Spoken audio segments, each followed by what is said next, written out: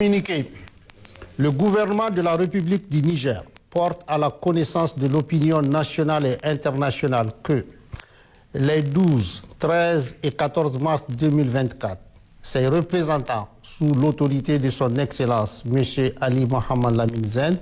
Premier ministre, ont eu une série de rencontres de travail avec une délégation américaine composée de la sous-secrétaire d'État adjointe aux affaires africaines, chef de mission, Mme Moulifi, du Dr Céleste Wallander, sous-secrétaire à la Défense pour les affaires de sécurité internationale, du général Michael Langley, commandant en chef de l'Africom, et de Mme Kathleen Fisborn, ambassadeur des États-Unis d'Amérique au Niger. Sous la forme, l'arrivée de la délégation américaine n'a pas respecté les usages diplomatiques. En effet, c'est de façon unilatérale, par note verbale, que le gouvernement américain a informé le gouvernement nigérien de la date d'arrivée et de la composition de sa délégation, ainsi que les autorités nigériennes à rencontrer, sans précision aucune quant à l'objet de sa visite. C'est donc par courtoisie et suivant nos traditions millénaires d'accueil et d'hospitalité que le gouvernement a reçu la délégation américaine. Sur le fond, les échanges entre les deux délégations ont porté essentiellement sur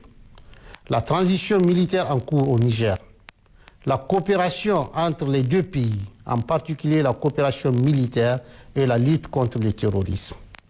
les orientations et perspectives politiques du Niger dans leur aspect relatif au choix des partenaires sur le plan diplomatique, militaire et stratégique, étant entendu que dans l'approche américaine, toutes ces trois questions sont profondément liées. Sur la transition en cours et le retour dans le meilleur délai à un ordre constitutionnel et démocratique, le gouvernement du Niger a réaffirmé sa ferme volonté d'organiser, dans les meilleurs délais, le retour à une vie constitutionnelle normale. Il s'agit d'un engagement solennel, en toute responsabilité, du président du Conseil national pour la sauvegarde de la patrie, chef de l'État, tel qu'exprimé dans son adresse à la nation du 19 août 2023. Sur le choix des partenaires diplomatiques, stratégiques et militaires, le gouvernement du Niger regrette la volonté de la délégation américaine de dénier au peuple nigérien souverain le droit de choisir ses partenaires et les types de partenariats à même de l'aider à lutter véritablement contre le terrorisme, alors même que les États-Unis d'Amérique ont décidé unilatéralement de suspendre toute coopération entre nos deux pays. Aussi, le gouvernement du Niger dénonce-t-il avec force l'attitude condescendante assortie de la menace de représailles de la part de la chef de la délégation américaine vis-à-vis du gouvernement et du peuple nigérien. Cette attitude est de nature à saper la qualité de nos relations séculaires et miner la confiance entre nos deux gouvernements déjà entamés par les événements du 19 octobre 2023. S'agissant des cas précis de la Fédération de Russie et de la République islamique de l'Iran, deux pays avec lesquels le Niger entretient des relations diplomatiques depuis plusieurs décennies et qui focalisent particulièrement l'intérêt des États-Unis d'Amérique. Le gouvernement tient à porter à la connaissance du peuple nigérien et de tous les peuples de la communauté internationale qu'il n'a jamais signé d'accord secret avec ses pays partenaires. Tous les accords signés par le Niger depuis l'avènement du Conseil national pour la sauvegarde de la patrie respectent le droit international et les règles de transparence. C'est pourquoi le gouvernement du Niger rejette les allégations mensongères de la chef de la délégation américaine consistant à soutenir qu'il aurait signé un accord secret sur l'uranium avec la République islamique d'Iran. Cette approche cynique, habituellement utilisée pour discréditer, diaboliser et justifier leurs menaces contre les États, ne pas sans rappeler l'exemple de la Seconde Guerre d'Irak. En effet, les Nigériens et l'ensemble de la communauté internationale se souviennent encore des fausses preuves brandies par le secrétaire d'État américain devant le Conseil de sécurité pour justifier l'agression américaine contre l'Irak et que dans cette affaire, le gouvernement du président Tanja avait été accusé de façon mensongère d'avoir fourni de l'uranium aux autorités de Bagdad, alors même qu'il est de notoriété publique que l'exploitation de l'uranium nigérien est totalement contrôlée par la France. Quant à la Fédération de Russie, il s'agit d'un partenaire avec lequel le Niger traite d'État à État, conformément aux accords de coopération militaire signés avec les gouvernements antérieurs pour acquérir le matériel militaire nécessaire. Enfin, le Niger réaffirme son engagement solennel à coopérer dans la transparence et le respect des relations entre les deux pays, en particulier la coopération militaire et la lutte contre le terrorisme, faut-il le rappeler.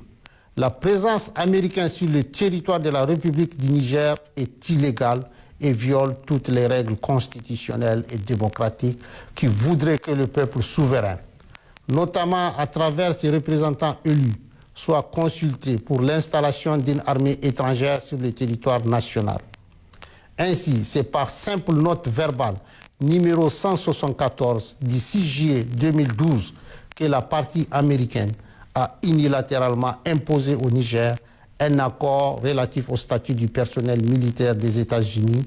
et des employés civils du département américain de la Défense sur le territoire de la République du Niger. Cet accord est non seulement profondément injuste dans son fond,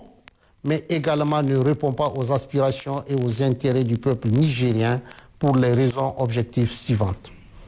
D'abord, il contraint le Niger à payer des factures liées aux taxes des avions militaires américains dont ces derniers doivent normalement s'acquitter et qui coûtent des milliards de francs CFA aux contribuables nigériens.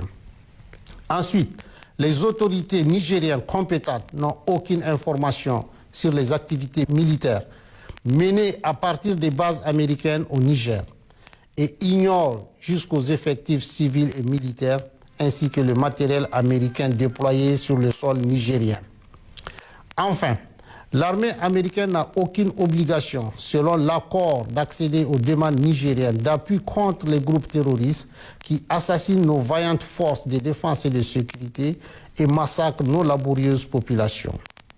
Aussi, depuis le 26 juillet 2023 et l'avènement du Conseil national pour la sauvegarde de la patrie, le gouvernement américain a décidé unilatéralement et brusquement de suspendre sa coopération militaire en violation de l'accord imposé au peuple nigérien en invoquant l'article 7008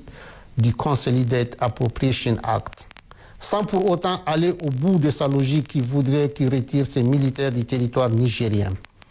Par ailleurs, depuis quelques semaines, le gouvernement nigérien a constaté des activités illégales de survol de son territoire par des aéronefs américains et qui sont de nature à s'interroger sur la sincérité de leur partenariat et la pertinence du maintien de l'accord de coopération militaire imposé par note verbale.